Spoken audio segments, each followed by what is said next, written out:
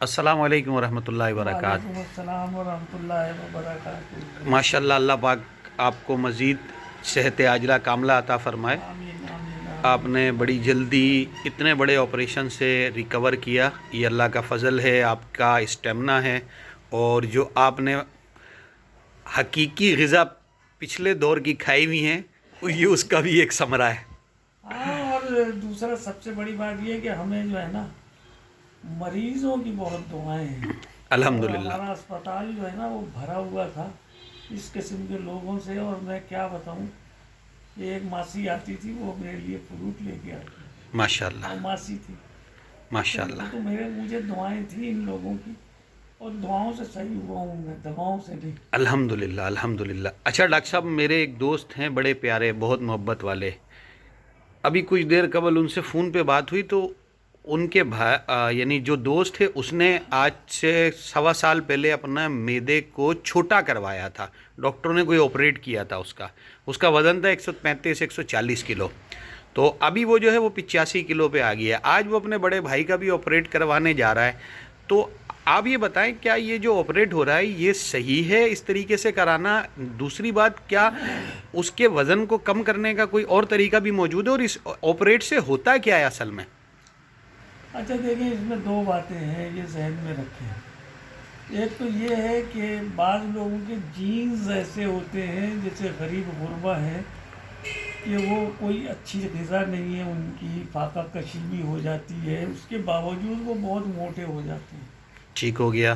اور اس کی نسبت دوسری طرف ایسے ہے کہ ہر آسائش ہے، ہر خوراک ہے، لیکن وہ منحنی بالکل پتلے دبلے ہوتے ہیں۔ یہ ہے جینیٹڈ پرابلم۔ ہاں، میرے خیال سے شاید انہی کے لیے کہا جاتا ہے کھائے بکری کی طرح، سوکھے لکڑی کی طرح۔ تو وہ جو ہے نا وہ ہے جینیٹک پرابلم۔ اچھا، دوسرا جو ہے نا وہ یہ ہوتا ہے کہ پرخور لوگ جو ہوتے ہیں، بہت زیادہ کھانے والے، اور سارا دن جول بقر، یعنی گائے کی بھوک یعنی کبھی نہیں مٹتی ہے، ٹھیک ہے۔ جب ڈالو جب کھائے گی، تو وہ اس کے پرابلم ہوتا ہے، وہ اپنا دب کے کھاتے رہتے ہیں، کھاتے رہتے ہیں، کھاتے رہتے ہیں، مرغن غذائیں کھا رہے ہوتے ہیں، رات کو کھا رہے ہیں، دن کو کھا رہے ہیں۔ تو ایسے لوگ جو ہے نا بسیار خوری کا شکار ہونے کی وجہ سے موٹے ہو جاتے ہیں بہت زیادہ، اور ان میں گوشت کم، چربی زیادہ ہوتی ہے۔ ٹھیک ہو گیا۔ تو یہ آپریشن جو ہوتا ہے، اچھا اس سے پہلے میں آپ کو دوسری بات بتاؤں۔ اب اس میں یہ ہوتا ہے کہ اگر وہ کسی نیم حکیم کے یا کسی ایسے ہی ڈاکٹر کے ہتھے چڑھے گا، تو اس کو جو دوائیں دی جائیں گی نا، تو لازمی بات ہے کہ وہ اس کو پتلا دبلا کریں گے، تو اس کا جگر بھی افیکٹڈ ہوگا، اس کے گردے بھی افیکٹڈ ہوں گے۔ اچھا۔ ہاں، اس کی ہڈیاں جو ہیں ان میں بھی بھربھراہٹ پیدا ہو جائے گی ان دواؤں سے۔ اب ڈاکٹروں نے جو ہے وہ یہ نیا سسٹم نکالا ہے پچھلے 15-20 سال سے، اس سے پہلے نہیں ہوتا تھا، کہ یہ معدے کو چھوٹا کر دیتے ہیں۔ جی، بہت چل رہا ہے آج کل، بہت لوگ کرا رہے ہیں یہ۔ اب معدے کو چھوٹا کر دیتے ہیں، تو اس کا جسٹ اپوزٹ بات کرتا ہوں کہ 6 نمبر کا جوتا ہے، آپ کو بہت پسند آ رہا ہے، اور وہ 8 نمبر کا آپ کو مل نہیں رہا ہے، تو آپ اپنا پنجہ کٹائیں آگے سے اور 6 نمبر کا جوتا لے لیں۔ یہ تو عقل مندی نہیں ہے۔ نہیں ہے۔ تو یہاں پہ یہ ہے کہ وہ بسیار خوری کو کم کرنے کے لیے وہ پھر دوائیں نہیں دیتے ہیں، وہ جو ہے نا یہ آپریشن تقریباً 6 لاکھ کا ہوتا ہے، وہ معدے کو چھوٹا کر دیتے ہیں۔ اچھا، معدہ جب چھوٹا ہو جاتا ہے تو اس میں یہ ہوتا ہے کہ اس کی کیپیسٹی پہلے 2 روٹی کی تھی، ٹھیک ہے، وہ آ جاتی ہے 1/4 روٹی پہ۔ یعنی آدھی روٹی پہ؟ نہیں، 1/4 پہ۔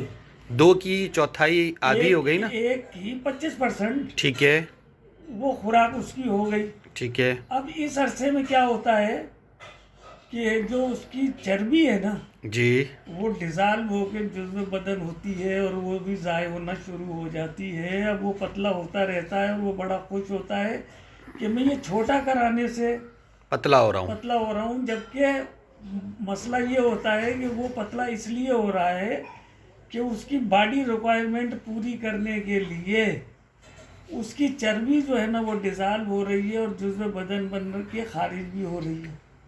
تو ڈاکٹر صاحب کیا یہ بہتر نہیں ہے کہ وہ اپنی خوراک پہ قابو پا لے اور بغیر آپریٹ کے یہی کام کر لے؟ میں وہیں پہ آ رہا ہوں.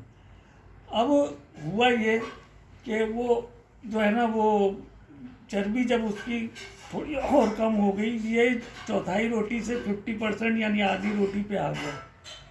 ٹھیک ہے. اب یہ خوش ہو جاتا ہے میں آدھی روٹی کھاتا ہوں, کیونکہ یہ کھا نہیں سکتے ہیں. شادی بیاہ میں تو جا ہی نہیں سکتے ہیں, کیا وہاں کیا کریں گے, منہ دیکھیں گے لوگوں کے, خود نہیں کھا سکتے کیونکہ کھا نہیں سکتے ہیں. کتنی پسندیدہ چیز ہو, ڈش ہو, یہ کھا نہیں سکتے, الٹا آنے لگتا ہے. اچھا. اب وہ آدھی روٹی پہ جب پہنچتا ہے تو اس کا وزن بھی کم بہت ہو چکا ہوتا ہے. صحیح ہے. اچھا, اس کے بعد اس کی چربی بھی خوب کم ہو جاتی ہے, تو اس کا بدن بھی سیڈول ہو جاتا ہے, مطلب تب جانا آ جاتا ہے. ٹھیک ہے. لیکن یہ عمل ختم نہیں ہوتا,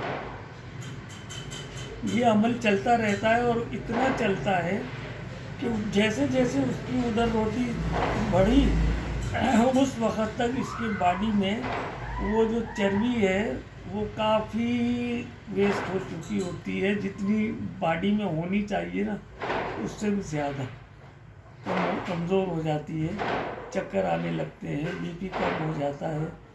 تو یہ ایک طریقہ کار انہوں نے اس کو چھوٹا کرنے سے جو وضع کیا ہے, اس میں یہ نقصان ہے کہ ایک تو اس کی خوراک ختم, بند, صحیح. تھوڑی کھائے گا, اور دوسرا یہ کہ وہ مسلسل چربی اس کی ویسٹ ہوتی رہے گی. تو یہ تو ڈاکٹر صاحب بڑھاپا بہت جلدی آ جائے گا. بڑھاپا تو آ چکا اس کا, بس جس دن وہ ہاسپٹل سے نکلا نا اسی دن سے اس کا بڑھاپا شروع ہو گیا کہ اس کو وہ چیزیں نہیں مل رہی ہیں. اب ہمارے باڈی میں ان کی بھی ضرورت ہے نا. بالکل صحیح ہے.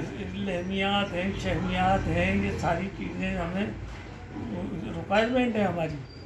تو بدن میں بھی چربی جو ہے نا یہ بھی ایک مقدار میں ایک ضرورت ہے, اور یہ چیزیں جو ہے نا اس کی ختم ہو جاتی ہیں, وہ بالکل منحنی ہو جاتا ہے, وہ تو بڑا خوش ہو جاتا ہے. لیکن یہی خوشی اس کی افسوس میں تبدیل ہو جاتی ہے کہ یہ میں نے کیا کر دیا. اللہ آپ کو جزائے خیر دے ڈاکٹر صاحب, اور آپ کا سایہ ہمارے سروں پہ تادیر قائم رکھے.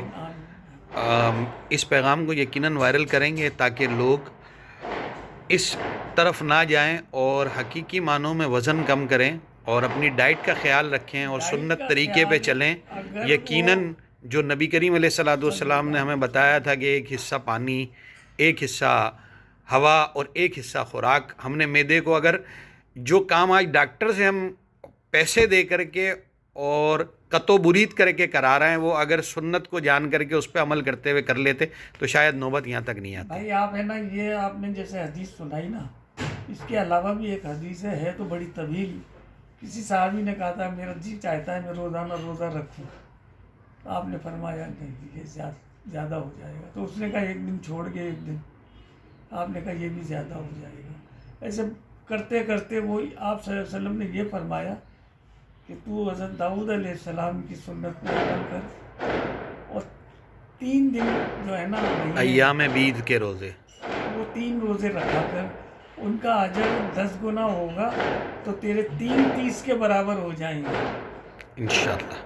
تو آپ ہے نا اس کے اوپر روزہ ایک تو وہ کر دیں کہ وہ مہینے میں 3 روزے رکھے. اچھا وہ مسلسل رکھے, یہ نہیں کہ ایک آج رکھ لیتا ہوں اور کل چاچے کے لڑکے کی شادی ہے تو پھر وہ نہیں رکھوں گا, اور پھر پرسوں رکھ لوں گا, اور پھر ایک بارات میں شریک ہونا ہے تو پھر وہ رکھ لوں گا. نہیں, 3 دن مسلسل رکھے تاکہ باڈی میں اس کے اثرات واضح ہوں. دوسری بات یہ کہ اگر وہ آ جاتا ہے نا ٹائم ایز میڈیسن, یعنی وہ اشراق سے لے کے مغرب تک کھانا کھائے, اشراق سے پہلے نہ کھائے, مغرب کے بعد نہیں کھائے, اگر بھوک بھی لگتی ہے کھانا بھول بھی گیا ہے تو نہ کھائے. صحیح. تو وہ اس کے اثرات دیکھ لے مہینے بھر میں. چلیں ڈاکٹر صاحب یہ پیغام دیتے ہیں آگے, اللہ کرے کہ ایک بات اور لوگوں بھی کی اس سمجھ میں آ اضافی جائے. کر دیتا ہوں. جی سالڈ چیزیں جو ہے نا جیسے گندم ہے, جی سالڈ غذا ہے, ٹھیک ہے. تو آپ ہے نا اس کو کوشش کریں کہ فروٹ اور سلاد پہ لائیں.